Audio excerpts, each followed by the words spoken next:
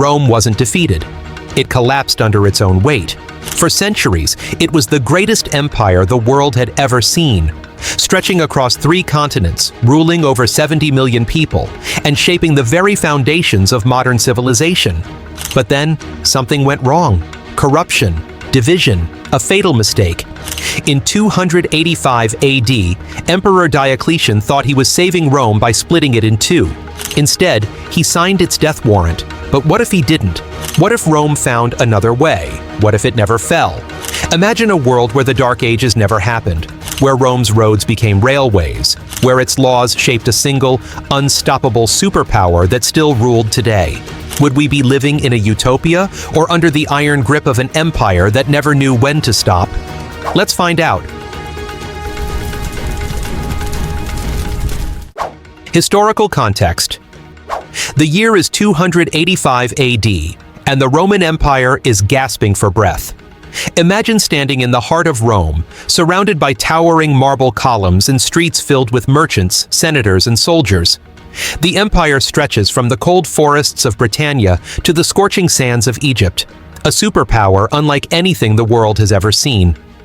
But beneath this grandeur, a slow decay has begun. The empire is too vast. Messages take weeks, even months, to travel across provinces. Barbarian raids are increasing, the economy is cracking under inflation, and corrupt governors in distant territories rule like kings. The Roman machine is breaking under its own weight, and one man believes he has found the solution. Roman Emperor Diocletian, a battle-hardened general, a man who has seen Rome's enemies up close. He steps forward with an unthinkable idea: split the empire in 2. One ruler for the east, one for the west. More control, faster decisions, greater stability. At first, it worked. Rome breathes again, but as time passes, the divide deepens. The west, weaker and plagued by economic struggles, begins to crumble. The east flourishes, later becoming the Byzantine Empire. By 476 AD, the once mighty Western Roman Empire is nothing but a memory. But what if this never happened? What if Rome had found another way? Imagine a world where the empire didn't fracture, where one united Rome continued to dominate for centuries. What would that world look like? Could they have defied history with better leadership, stronger systems, or even technological breakthroughs?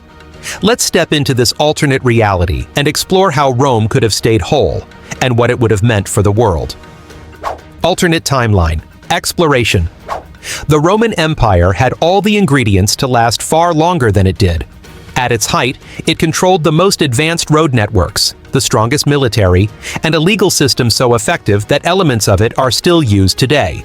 Yet, it fell, not because of an external enemy, but because of its own inefficiencies. Now, imagine a world where Rome didn't just expand, it evolved. What if Rome had pioneered an early federal system instead of relying on a single emperor? Think about the United States today, 50 states, each with its own government, but under one powerful central system. What if Rome had created something similar? Provinces given more autonomy, but bound by a unified economic and military structure. The empire wouldn't have needed to split. It would have decentralized without disintegrating. Technology would have also played a role. The Romans were already experimenting with hydraulics, gears, and even primitive steam engines. There's evidence that if certain knowledge had been applied differently, an industrial revolution could have happened in Rome centuries before it did in Britain. Imagine Rome entering the steam age in 500 AD instead of Europe in the 1700s. That means railroads, mechanized agriculture, and mass production, 1,000 years ahead of schedule. And with a unified empire, world history changes. No feudal Europe, no Byzantine Empire, no power vacuum for medieval kingdoms to form. Instead of a fragmented West and an Islamic golden age in the East, what if Rome had absorbed and advanced both? That means different philosophies, different wars, and maybe even a different dominant language today. Which raises the ultimate question: if Rome never fell, what kind of world would we be living in today? Let's explore. Geopolitical consequences. So, Rome never falls. It doesn't break into East and West. It doesn't collapse into feudal warlords. Instead, it adapts. It thrives. But what does that world look like? Imagine standing on the shores of North Africa, not in the shadow of crumbling Roman ruins, but in a bustling metropolis. Latin isn't a dead language, it's the dominant language of the world. The Mediterranean isn't a fragmented region, it's one unified economic powerhouse, with trade flowing seamlessly between Europe, the Middle East, and North Africa. Without the fall of Rome, there is no Byzantine Empire. That means the power struggle between Eastern Orthodox Christianity and Catholicism? It never happens. Islam, which historically expanded into a weakened Byzantine and Persian world, now faces a Roman superpower still intact. Does this alter its spread? Or does Rome, through diplomacy or conquest, absorb its ideas into its own evolving culture? Think about European history. Without a divided Rome, there's no Holy Roman Empire, no chaotic medieval period. The kings and feudal lords of history? They never rise to power. The castles, the knights, the fragmented kingdoms, all of that is replaced by a centralized Roman rule that continues shaping the world. And what about exploration? In our timeline, Spain and Portugal led the Age of Discovery. But what if it was Rome? A Rome that never fell might have reached the Americas centuries before Columbus. Imagine the Roman legions stepping onto the shores of the New World, bringing roads, aqueducts, and law instead of conquistadors. So now we have to ask, if Rome shaped everything, what kind of world would we be living in today? Let's take that idea even further. Long-term global impact.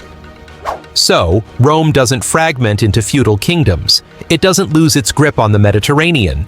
It remains the dominant force shaping the world. But what does that mean for the future? Let's fast forward 1,000 years.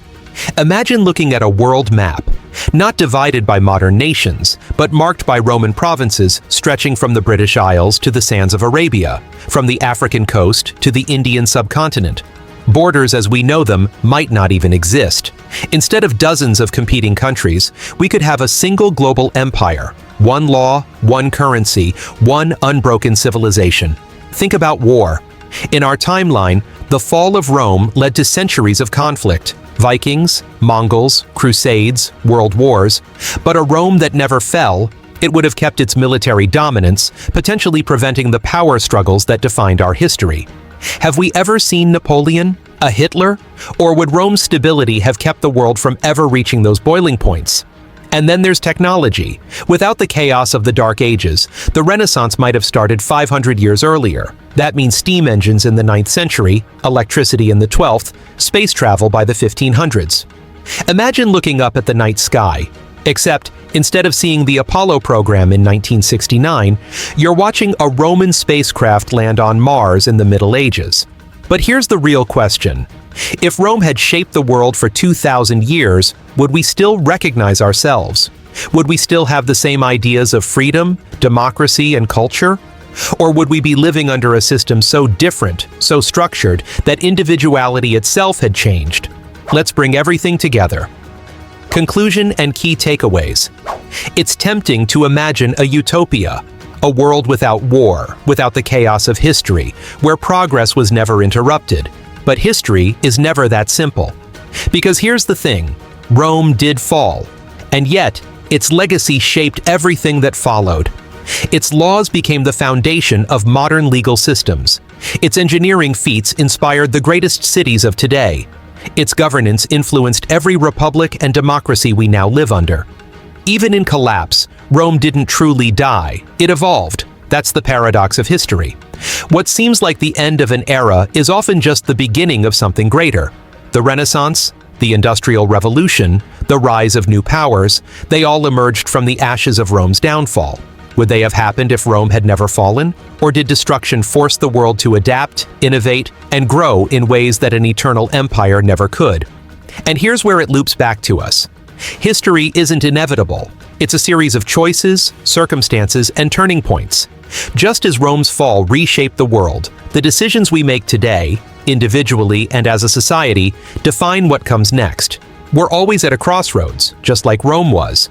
So the real question isn't just what if Rome never fell, but rather what will rise from the choices we make today, because history isn't written in stone. It's written by those bold enough to shape it. That's all for today. If you have enjoyed this video, do hit that like button for content like this.